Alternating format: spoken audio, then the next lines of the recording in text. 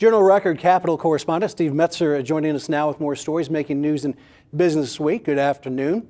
Some new legislation to ease funding challenges for state nursing homes, so tell us more about that.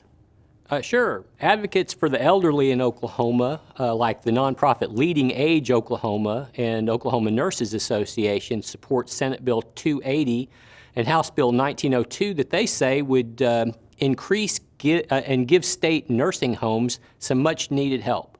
They say costs for caring for people in about 300 nursing homes in Oklahoma have risen so much faster in recent years than funding. And that's factored into a decision to close a number of homes, especially in rural areas.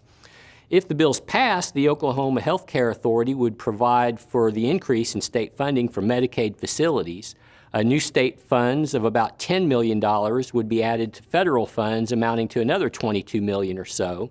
So in practical terms, that would amount to an increase of about $23 a day for each nursing home resident. Supporters say it would mean better training for nursing home staffers as well as improved care for people. They're especially excited about the positive effects the new funding would have on rural homes. Another bill working its way through the legislature would affect oil and gas development rights. How would that work? Well, our reporter Daisy Grant wrote this week about House Bill 2150.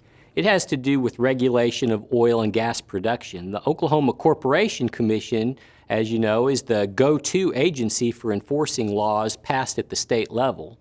The bill would prevent local governments, namely municipalities, from adopting ordinances that would go beyond those enforced by the Corporation Commission. The city of Yukon passed an ordinance in September that some thought was overreaching, and that got the attention of Chad Warmington, the president of the Oklahoma Independent Petroleum Association. He said this new bill is important to protect property rights and encourage responsible oil and gas development.